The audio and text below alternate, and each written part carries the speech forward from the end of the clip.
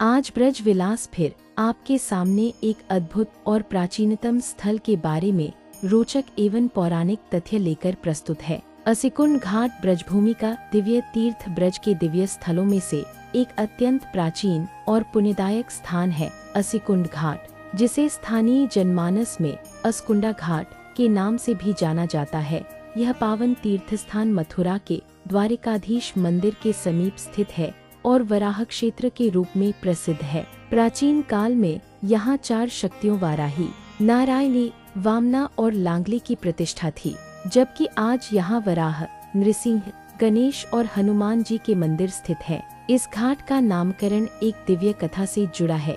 जब ब्राह्मणों ने भगवान वराह से प्रार्थना की तो उन्होंने अपनी तलवार असी रक्षक रूप में अर्पित की। उसी तलवार की नोक से धरती पर एक कुंड निर्मित हुआ, जो आगे चलकर असिकुंड कहलाया और तीर्थ रूप में प्रसिद्ध हो गया। वराह पुराण के अनुसार भगवान वराह ने पृथ्वी से कहा कि गंधर्व कुंड नामक एक अन्य पवित्र जलाशय भी इसी क्षेत्र में स्थित है, जहां स्नान करने से व्यक्ति गंधर्वों के समान आनंद को प्राप्त करता है और वही मृत्यु प्राप्त करने वाला परमधाम को जाता है। एक बार राजा सुमति, जो अत्यंत धर्मनिष्ठ थे, तीर्थयात्रा के दौरान स्वर्ग सिधार गए।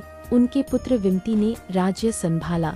जब नारद मुनि वहां पधारे तो उन्होंने विमति को पिता का ऋण चुकाने का उपदेश दिया, अर्थात अधूरी तीर्थयात्रा को पूरा करना। मंत्रियों के परामर्श से विमति मथुरा पहुँचे, पर वहां के तीर्थों ने उनकी अधर्मपूर्ण प्रवृत्ति से दुखी होकर कल्पग्राम भगवान वराह के निवास स्थान की शरण ली। तीर्थों की स्तुति सुनकर भगवान वराह प्रकट हुए और वरदान स्वरूप विमति का संहार कर दिया।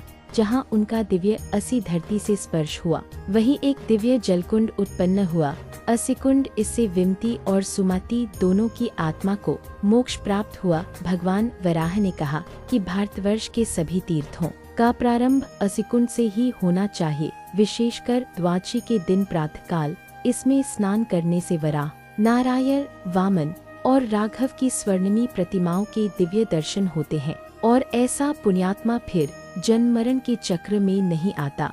असिकुंड घाट न केवल इतिहास और आस्था का केंद्र है, बल्कि यह मोक्षदायक स्थल भी है, जहां देवताओं की कृपा साक्षात अनुभव होती है। जो भी श्रद्धा पूर्वक यहाँ स्नान और दर्शन करता है, उसे जीवन की परम सिद्धि प्राप्त होती है।